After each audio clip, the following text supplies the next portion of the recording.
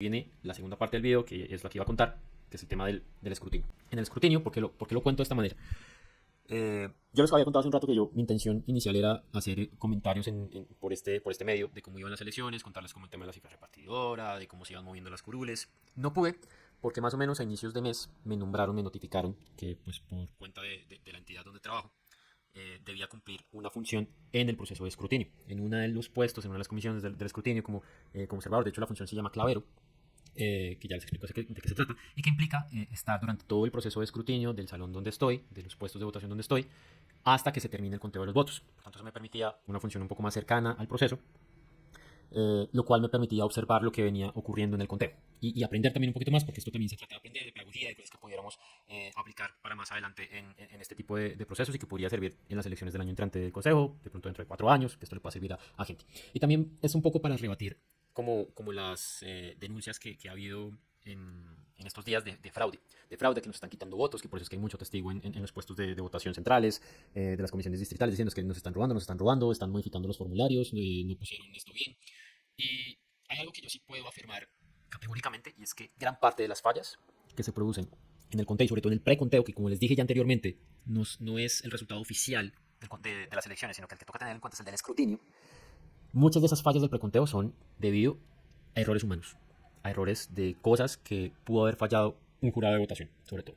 En mi caso, mi rol de clavero consiste, pues clavero hace alusión a que uno tiene como una clave es una llave. Esa es como la raíz etimológica que puedo sacar de la palabra. Pues la función principal de clavero es custodiar una llave de un cajón donde están guardados los resultados de las votaciones que han sacado los jurados de votación, que incluye los formularios E14, que son los que mucha gente conoce, que es donde se consignan los resultados de los partidos, de los candidatos, y otras cosas más que los jurados sacan. Otros formularios donde firma la gente, donde ponen la huellita, los votos, naturalmente. Muchas de estas cosas se guardan en una caja que tiene 3 candados, por eso se llama arca triclave, que tiene 3 llaves, y los claveros, que tienen que ser 3 por comisión, que es como se llaman los salones, son los encargados de la custodia de estas cajas y de estar pendiente tanto de la llegada del material electoral desde los puestos de votación hasta el punto central, que en el caso de Bogotá es Corferias, que es la feria exposición, ahí llegan todos los votos de la ciudad, hasta cuando se saca el mismo paquete que entregaron el domingo para que la comisión escrutadora, es decir, los jueces de la República, cuenten los votos. Y mientras ocurre eso, pues el clavero va observando, pues, porque el clavero tiene que estar pendiente de entregar el material a los jueces, y los jueces van revisando y van consignando los resultados de este proceso en un software, que es donde finalmente se va a concentrar todos los resultados de la votación. Mi premisa, y esto no es una hipótesis, es una tesis, es algo que yo podría confirmar, y es que gran parte de los resultados de las fallas en el conteo de votos se deben a errores humanos que ocurren en el mismo puesto de votación, no en la comisión escrutadora.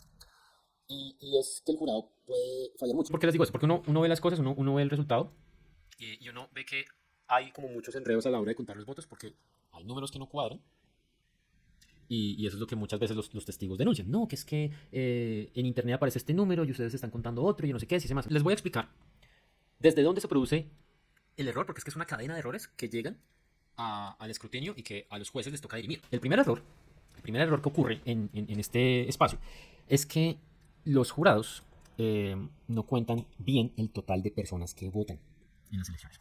Hay un formulario que es donde las personas que votan, las personas que votamos, firmamos al lado pues ponen nuestro nombre completo, nuestra cédula ya está escrita, solo que tienen que poner el nombre para certificar que sea una persona que estuvo presente en el puesto de votación.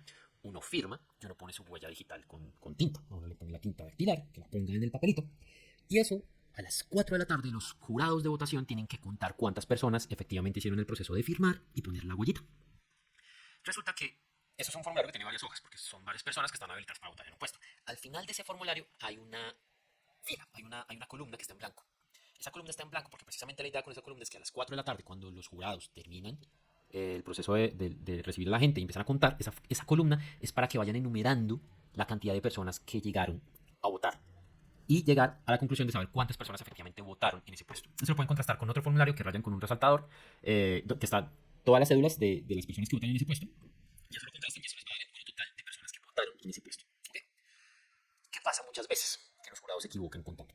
Y eso pasa. Y eso lo vi porque muchas veces vi a los jueces sufriendo en ese proceso. A veces sucede que se saltan una firma. Los jurados se saltaban una firma. Entonces, y no la enumeraban. Y al no enumerarla, entonces al final del conteo resultaban menos personas de las que realmente habían votado en ese puesto. Otra cosa, que de pronto no sé si sea motivo del cansancio, motivo, no sé, que por ejemplo enumeraban los votos, entonces ponían 148, 149, 150, 161. Entonces se saltaban 10 personas. Y eso también me altera el conteo de votos. Eso tiene una consecuencia que es muy delicada, y es que supongamos que ellos ya parten de un número de personas que votaron en ese puesto, un número que está errado. Después van a contar el número de papeletas, el número de tarjetones que están en las urnas de votación, y resulta que esos tarjetones resultan ser más que la gente que realmente votó. ¿Qué se hace con los tarjetones sobrantes? Se queman, se incineran. Como partiendo un número errado de votos, quemaron tarjetones que no tenían que haber quemado, y ahí ya tenemos un problema de pérdida de votos. ¿Qué pasa? Eso es algo que ya se sale por completo de lo que hace la comisión escrutadora. Nunca vamos a saber por quién era ese voto. Nunca vamos a saber finalmente o sea, qué hubiera ocurrido si ese voto hubiera entrado, si no hubiera entrado. Digamos, esto no es algo que ocurrió en todas las mesas. Esto ocurrió por ahí en una de cada 30, 40 meses. No sé. Pero ocurrió porque yo lo vi como 2 o 3 veces que ocurrió, que había más firmas que las que realmente contaron los jurados. Y pues puede ocurrir este tema de votos incinerados innecesariamente. Lo segundo, ya el conteo de los votos. Entonces que empiezan a contar los tarjetones. Los jurados normalmente cuentan primero cuántos tarjetones hay, sin mirar a qué partido o a qué candidato corresponde. En ese proceso, pues a veces se va algún tarjetón, pues porque cuando tú contas con el dedo, pues se te va, de pronto algún tarjetón se te fue debajo, pues uno a veces como que trata de hacer ese conteo 2, 3 veces, le dice a otro jurado que lo cuente, y aún así de pronto se va, porque de pronto puede haber que algún tarjetón se haya refundido dentro de la caja, o se haya volado, o de pronto alguna persona se lo haya llevado pues de los votantes, no sé, o sea, algo puede pasar que hace que ese conteo de tarjetones, si lo sumamos al tema del mal conteo de personas que firmaron en una mesa, pues nos lleva a que otra vez la estemos embarrando en la cantidad de personas que hayan votado en una mesa. El tercer problema ya pues no es tan problema, sino que ya corresponde como a la formación que hayan tenido los jurados en sus capacitaciones, que tiene que ver con el tema de los votos nulos, el tema de los votos por uno u otro partido. En el conteo pueden ocurrir errores que, por ejemplo, un voto que era nulo, porque se nota que es nulo, porque resulta que en una esquina te marcaron un voto, pero resulta que por allá abajo, en otra esquina, hay un voto de un candidato marcado, porque eso también lo vi, ¿qué les pasó? Pues lo identifica como un voto válido y resulta que era un voto nulo. O al revés, un voto que creían que era nulo, que porque estaba rayado en una partecita, resulta que era un voto para un candidato. Entonces eso puede pasar. Y también una situación que vi mucho es de personas que votaron en un recuadro y se les fue la mano con la línea y terminaron marcando un espacio de otro candidato.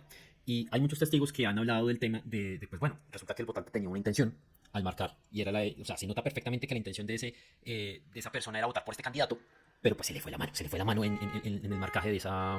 perdón, el ruido del vino del carro. Entonces, en ese caso, pues se le fue la mano y le terminan anulando el voto. Y resulta que los jueces, pues ya digamos que yo más o menos entendiendo como la lógica de los jueces, ellos tratan de actuar el derecho, ellos tienen que partir de una situación objetiva.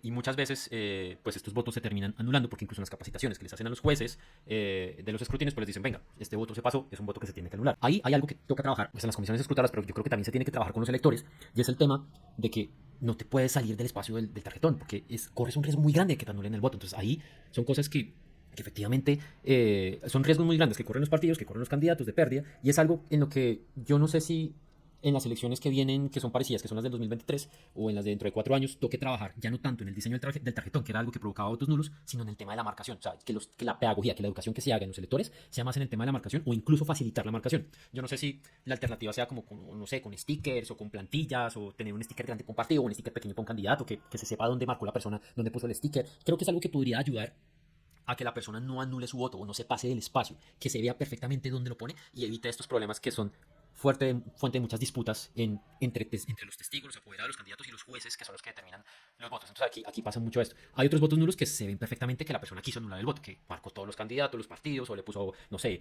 odio el sistema, esto es basura, lo que sea. Entonces son votos nulos que se nota que son votos nulos. Hay votos nulos que son de personas que no sabían que no podían marcar más de una opción, y hay votos nulos que son el voto de la persona que se pasó del recuadro.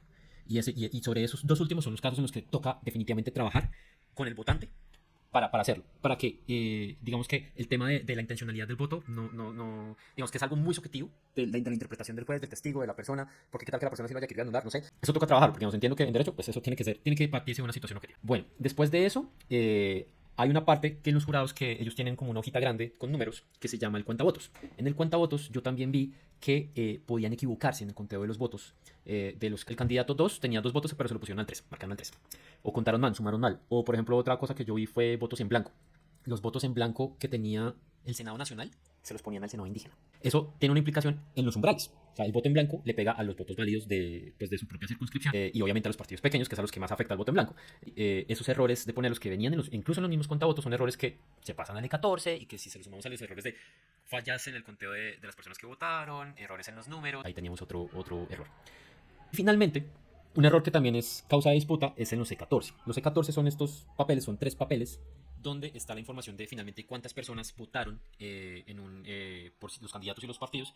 Son 3 hojas que tienen que ser exactamente iguales. Las cifras consignadas tienen que ser iguales entre sí. El problema es que muchas veces el E14 publicado en internet, que pues es el E14 del preconteo, el informativo, había alguna cifra que no coincidía con el E14 que tenía la comisión escrutadora, que era un E14 distinto, pero que legalmente tiene que ser idéntico. Esto era una situación que obligaba a que la comisión escrutadora abriera la bolsa de los votos, volviera a contar los votos, y contando los votos se daban cuenta que había más votos, que efectivamente la habían embarrado los jurados contando la cantidad de personas que habían votado.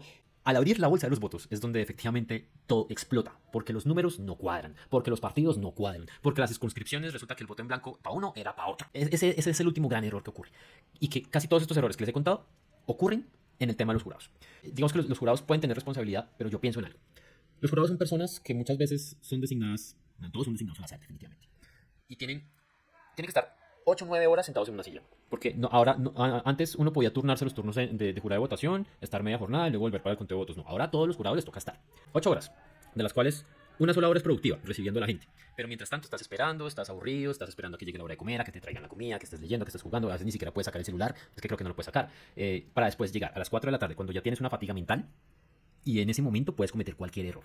Cualquier error que te pueda llegar a embarrarla en poner un numerito mal, en no contar la firma que faltaba, que por esa firma terminaste quemando un voto que no tenías por qué haber quemado, que te pasaste el E14, que no pusiste cifras iguales, que no contaste el voto, que se te fue el voto en blanco. O sea, muchas cosas, muchos errores humanos que se cometen. Que, pues, o sea, yo le estoy atribuyendo, por ejemplo, el tema de que la persona puede estar cansada y que quiera hacer y termina cometiendo cualquier error pendejo, que se van sumando estos errores entre todas las mesas de votación y terminan generándome unos cambios absurdos en la manera como se cuentan los votos. Eso puede ocurrir. Casi todos estos errores ocurren en el espacio de los jurados. Hay un error que sí puede ocurrir en el espacio del escrutinio, y es que la persona que digitaliza los votos pues termina metiendo un número mal. Puede ser causado por el tema de los jurados o porque efectivamente algo que tenía que ser un 2 terminó marcando el 3, pues porque se le pegó el dedo. Y eso puede pasar. Lo que ocurre en estos casos es que el mismo software le avisa a la comisión escrutadora que hay un voto sobrante, hay un voto faltante. Porque al principio, cuando escrutas una mesa, tú tienes que poner cuántos votos hubo en esa mesa y ya después ponen los votos por partido, por candidato, lo que sea. Si desde el inicio los jurados contaron mal los votos de la mesa, ya vas a tener problemas con el software. A no ser que hayas recuperado ese error contando mal los tarjetones o contando algo mal de algún candidato. En ese punto de pronto se puede compensar algún error, pero por lo general el mismo software se da cuenta de que hay un error en algún conteo. Ese error puede ser en cualquier fase del conteo. Y finalmente, pues precisamente por estas fallas en los E14, por las marcaciones, porque alguna cosa se digitó mal, porque a algún candidato se le perdió un voto, pues es que se producen las reclamaciones con los testigos. Creo que era todo lo que podía contar con el escrutinio, pero el escrutinio, de hecho, vuelvo a la conclusión con la que arranqué esto, el escrutinio no ha acabado. El escrutinio no ha acabado. Hay mesas que ya acabaron su proceso, yo que estoy en Corferias, de hecho, mañana me toca ir a Corferias, espero acabar las mesas que tengo que hacer. No ha acabado. Y como no ha acabado el escrutinio, yo diría que ninguna cifra de repartición de curules, de umbral, de cifra repartidora, nada es oficial hasta que el último voto esté contado. Porque hasta que ese voto se cuente, no se pueden computar ni los porcentajes, ni la cifra, ni nada. Todo me va a cambiar. Obviamente, en la medida en que haya más resultados oficiales, ya esas cifras van a ser un poco más cercanas a la realidad. Pero pues también hay que esperar a que, digamos, algunos testigos han impugnado los resultados. Eso tiene que pasar a una instancia superior que determina si efectivamente los votos son los que son o no. Tiene que volver a contar las mesas y esas cosas. Los resultados hay que esperar. Las curules no van a ser hasta que la registraduría, los jueces digan estos son los resultados. Y ya. Para retomar lo que yo decía al principio, los medios se están precipitando en anunciar los resultados. No, muchísimas gracias, nuevamente agradecer, espero poder celebrar también los 100 seguidores de YouTube allá, y seguirá la pedagogía, seguirá para el tema de elecciones presidenciales, toca reiterar el tema de las inscripciones, que quedan un poco más de una semana para cambiar el sitio de inscripción, lo mismo los primivotantes también tienen unas fechas, también hay que resaltarlas, y después de elecciones presidenciales esto no acaba, porque cada uno de nosotros tiene un poder, una responsabilidad, una voz, y esa voz es una voz que hay que hacer sentir, más allá del voto que tenemos. Muchísimas gracias por esto, siendo las 11, cortamos y nada, hasta una próxima. Bye.